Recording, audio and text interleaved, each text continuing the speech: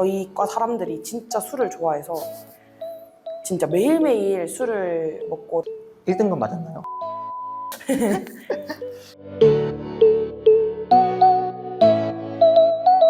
학과를 부탁해. 네, 안녕하십니까. 안녕하세요. 네, 저희 31번째 학과를 부탁해 촬영을 하고 있습니다. 간단하게 수민님 소개 먼저 부탁드리겠습니다.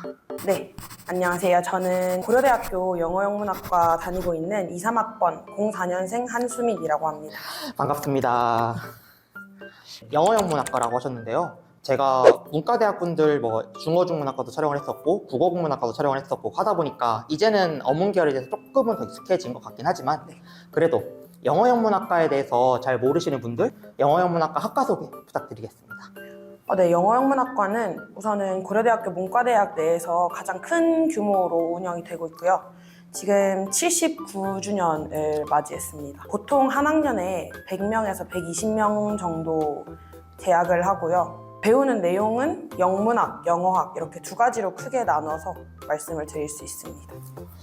그러면은 영어 영문학과니까 네. 영어학하고 영문학으로 되어 있는 거죠? 네. 혹시 영어학하고 영문학이 차이가 어떤 게 있을까요? 우선은 쉬운 거부터 설명을 드리면 영문학 같은 경우는 말 그대로 저희가 평소에 아는 위대한 개츠비 이런 문학들을 주로 다루면서 소설이나 시 이렇게 크게 나뉘고요. 영어학 같은 경우는 그냥 그 언어의 구조를 파악하는 느낌이라 이 말이 왜 이렇게 나와야 하는지 음성학 같은 것들도 있고요.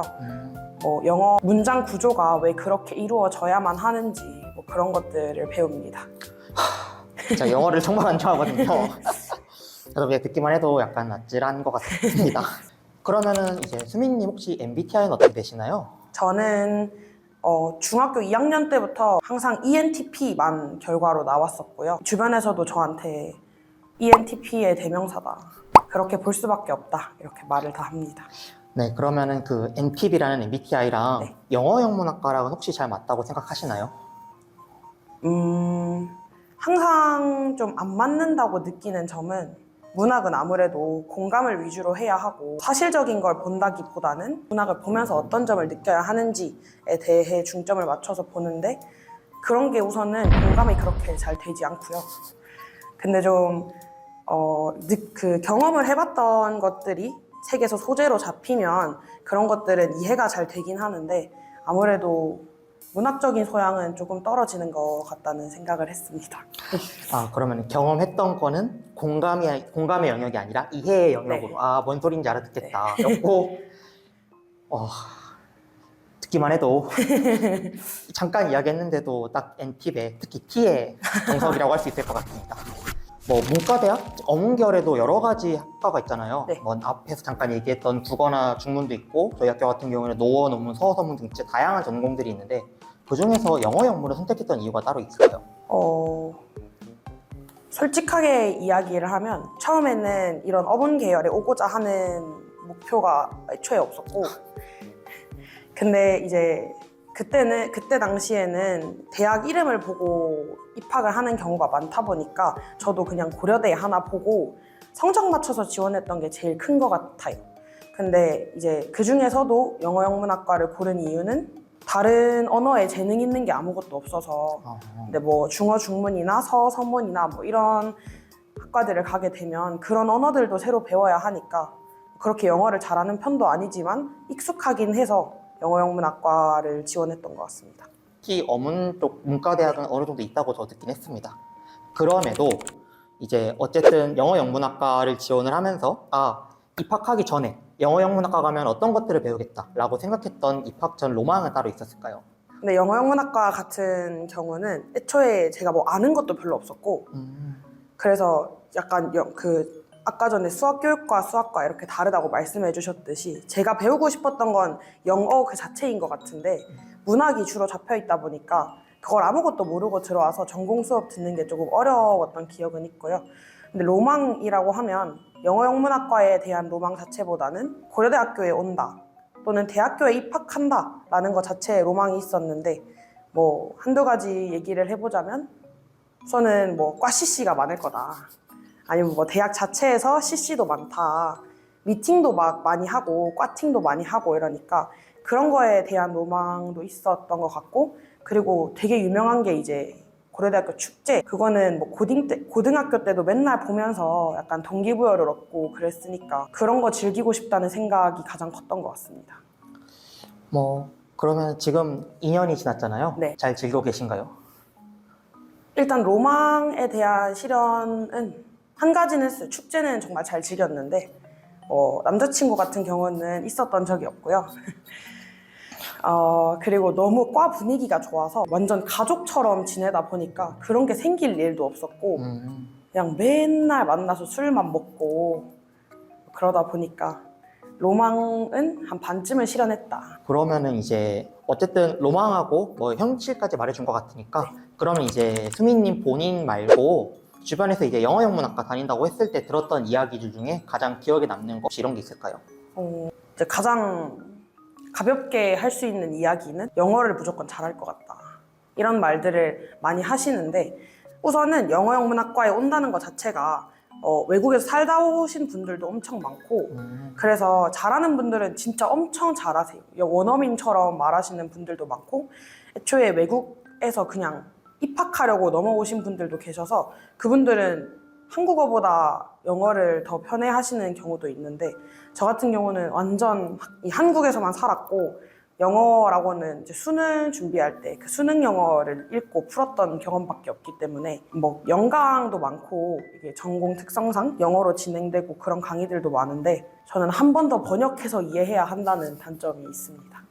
그리고 또 문과다 이렇게 얘기하면 아직도 이제 사회적인 시선이 어떻게 취업할 거냐 뭐 이런 것들이 많은데 솔직히 저도 그런 걱정을 한 적이 없다라고 하면 거짓말인데 그 주변에서 나아가는 것들 보니까 전공을 살리시는 분들이 진짜 거의 손에 꼽더라고요. 그래서 뭐 그런 거에 대한 걱정이 있다면 굳이 그건 걱정하지 않아도 되고 더 많은 경험을 쌓는 게 중요하다라는 거 말씀드리고 싶습니다. 그러면은 영어 수능으로 오신 거죠? 그렇죠. 1등급 맞았나요? 아 그건 그렇죠. 그렇죠. 그럼 혹시 토익이나 이런 거 보신 적 있으신가요? IELTS를 아, 교환학생 준비하려고 봤었는데 스피킹 점수만 엄청 낮게 나왔습니다. 제가 요즘 토익 스피킹 다시 네. 이제 제대로 하려고 하는데 주변에 영어영문학과가 몇 명 있거든요. 걔네들한테 물어보면은 네. 그냥 해서 나오던데요 하는데 그 점수가 내 목표 점수인 거예요. 예를 들면은 뭐 AL이라는 등급이 있는데 네. 저는 이제 잘 보면은 진짜 열심히 해서 잘 보면은 AL까지는 해보자 네. 했는데 이제 주변에 친구들한테 물어보면 그거 그냥 가서 술 마시고 왔더니 나오더라. 이 얘기를 들을 때마다 역시 영어영문학과는 다르구나 했던 기억들이 납니다. 여기서 제가 실명을 언급할 수는 없겠지만 그러면 이제 이어가지고 네. 아까 잠깐 얘기했지만 연강이 많다, 뭐 영어로 진행되는 수업이 많다라고 네. 하셨을 텐데 2년 동안 다니면서 기억에 남았던 수업, 전공 수업이나 혹은 과제가 있을까요? 제가 우선은 전공을 그렇게 아직 많이 들어본 게 아니라서 저희가 이제 과 특성상 1학년 때는 전공 수업을 아예 안 들어요.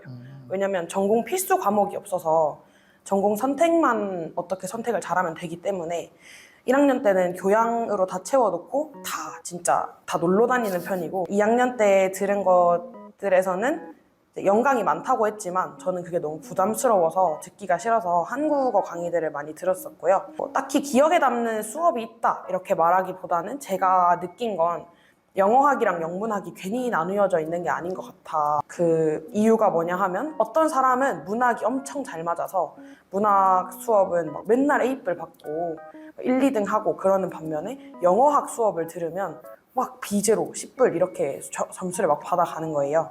저 같은 경우도 문화학 수업보다는 언어학 수업이 맞아가지고 그런 걸 많이 들었던 편이고 꿀강들을 골라 듣다 보니까 과제가 없는 걸 이상 무조건 잡아야 하고요. 과제한 것 중에 기억에 남는 건 딱히 특별한 과제가 있었던 게 아니라 저희는 보통 막 독후감 쓰기 막 그런 것들이 과제로 나오거나 아니면 뭐 영어 교육 이런 것들을 조금 찍먹하는 강의들도 있는데 그런 주변에서 들은 이야기를 한번 해보자면 마이크로 티칭이라고 이제 유치원생들을 대상으로 한다라고 이야기하고 그럼 이제 대학생들을 앞에 두고 유치원생들한테 대하는 것처럼 강의를 해야 하는 거예요.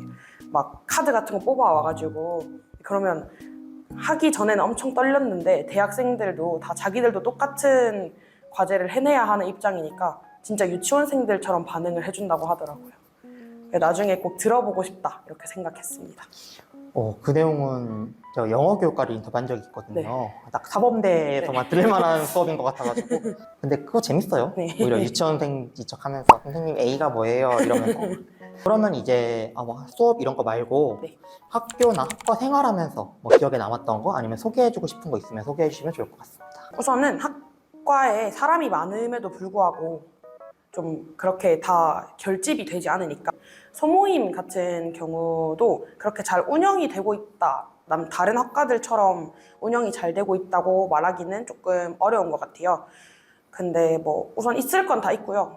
뭐 축구, 농구, 그리고 영화 보는 동아리 이런 것들 소모임으로 존재하고 그리고 그냥 2학년까지 생활을 하면서 제일 기억에 남았던 건 이제 그 대동제 할 때 과 단위로 주점을 한다거나 아니면 1일 오프 해가지고 술집을 통째로 빌려서 그러니까 하루 동안 직원처럼 일을 한다거나 같이 했던 것들이 기억에 남는 것 같고요. 과 안에서 MT 가고 그런 주요한 행사들만 크게 기억에 남는 것 같습니다.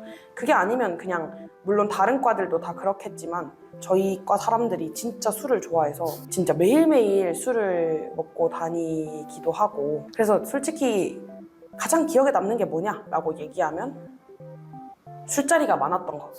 그리고 이제 제가 2, 3학번인데 2학번이랑 저희가 엄청 막 동기만큼 친해요. 그래서 이번에도 같이 여행도 강릉으로 막 갔다 오고 그런 식으로 동기들이나 선배들이나 다 같이 여행 갔던 게 개인적인 일이지만 기억에 남는 것 같습니다.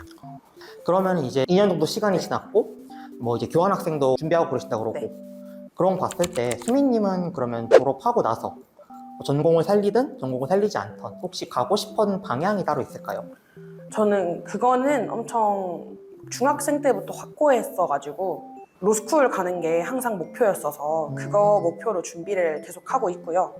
우선은 지금 2학년까지 달려왔으니까 한 학기는 휴학을 하고 제 꿈을 한번 다시 되돌아본다던가 근데 대학교에 오고 그런 로스쿨 가고 싶다는 생각이 조금 줄어들고 다른 거 다양한 거 해보고 싶다는 생각이 많이 들어서 그런 거 한번 탐색하면서 그리고 2학기에 아마 교환학생을 가게 될 것 같아서 그것도 같이 준비하고 그리고 또 한번 나가보면 다른 게 하고 싶어질 수도 있고 다른 일자리나 뭐 나아가고자 하는 방향들이 새로 생길 수 있으니까 그런 새로운 경험을 지금은 우선 해가고 싶지만 미래에 아직도 목표는 로스쿨에 가서 변호사로 일해 나가는 거 법조인이 항상 목표였습니다. 그러면은 저희 학 이중전공 있잖아요. 네. 혹시 이중전공으로 지금 따로 하고 있는 건 있나요? 지금 그 융합전공 공공 거버넌스와 리더십에 속해 있습니다. 네, 로스쿨 관련 분들 많이 하더라고요. 근데 저도 생각이 전혀 없었던 건 아닌데 물론 지금은 전혀 생각이 없지만 학점이 생각보다 중요하잖아요. 네. 지금까지 학점은 잘 쌓아놓고 있나요? 이것도 말하자면 재밌는 이야기인데요.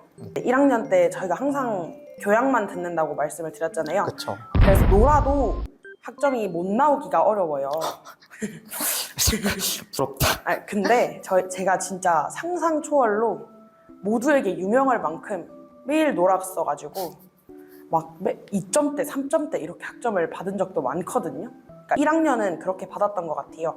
근데 이제 올라가면서 제가 이제 공부를 하고자 다시 마음을 먹으니까 2학년 때는 학점을 그래도 잘 받아서 거의 4점대 가까이 올렸습니다. 부럽다. 왜냐하면 아까 2점대, 3점대라고 얘기했을 때 네. 수학 수교는 바닥에서 이제 삐 뿌리면 교수님이 잘 줬네 이렇게 넘어가고 있는데 네. 3점대라고 했을 때 약간 찔려서 마지막으로 공통 질문 드리는 걸 넘어가도록 하겠습니다. 우선 이제 이 영상을 보고 있을 그 영어 영문학과를 희망하는 예비 학생들한테 혹은 예비 후배들한테라고 할게요. 예비 후배들한테 하고 싶은 이야기 있으면 편하게 해주시면 좋을 것 같습니다. 영어영문학과에 와서 제가 정말 다양한 사람들을 만나면서 이제 영어영문학과에 항상 오고 싶었다. 그게 일지만 과였다. 이러시는 분들도 꽤나 많이 보긴 했어요. 항상 문학이 너무 좋았고 외국에서 살다 오신 분들은 특히 저희가 국어 문학 배울 동안 영어 문학을 거기서는 배우니까 아는 작품들도 많았고 그래서 막 문학적인 아름다움을 너무 좋아하는 사람들은 이런 과에 오면 되게 잘 적응을 하고 수업도 흥미롭게 듣고 그렇게 생활을 하던데, 저 같은 경우는 아까도 이야기했듯이 영문과라는 거에 대해서 잘 알지도 못했고, 저 같은 이유로 오신 분들이 훨씬 많이 존재하는 것 같아요. 지금 영어영문학과에 그걸 떠나서 대학 와서 전공을 막 엄청 흥미롭게 듣는 사람들이 애초에 그렇게 별로 없는 것 같고요. 그냥 배워나가는 과정이다 라고 생각하면 뭐 진짜 착한 사람들도 많고, 뭐 물론 그건 학번마다 다 차이가 있겠지만, 저 같은 경우는 대학 와서 배운 것들도 너무 많고 느낀 것들도 너무 많고, 다양한 사람들을 만나다 보니까 그 정도로 이런 사람도 있구나, 뭐 좋은 의미도 그렇고 나쁜 의미도 그렇고, 그래서 사람 만나는 게 저는 대학에 와서 가장 중요한 거라고 생각을 해서, 영문과 뭐 추천을 엄청 하고 싶지도 않고 그렇다고 오지 마라 라고 얘기하기도 싫고, 그냥 무난하게 영어영문학과에 오면 대학생활 할 수 있을 거다. 그리고 뭐 오히려 그런 문학적으로 흥미가 없었더라도 배우다 보면 또 재밌어질 수 있는 거니까, 확고하게 하고 싶은 게 있다가 아니면 인문학의 아름다움을 한번 느껴보는 것도 좋다고 생각합니다. 제가 F거든요. 네. 그래도 문학의 아름다움은 못 느끼겠더라고요. 이거를. 저는 반대로 이제 국어나 이런 영어는 수능 이후에 해본 적이 없거든요. 네. 그러다 보니까 이런 인터뷰 할 때마다 항상 생각이 들어요. 국문과도 그렇고 네. 이제 영문과도 그렇고 중문과도 그렇고, 특히 문과대학 분들은 막 문학의 아름다움에 대해서 이야기를 하고 가시는 네. 분들이 많은데, 그거를 그렇게 아름답게 할 수 있나? 이게 전공을 수학을 하다 보니까 그렇게 바뀐 걸 수도 있긴 한데, 아무튼 이런 얘기도 해주는 분들이 있다. 답이 정해져 있지 않다는 게 아름다움인 것 같아요. 좋습니다. 제가 얘기한 거 자를 거예요.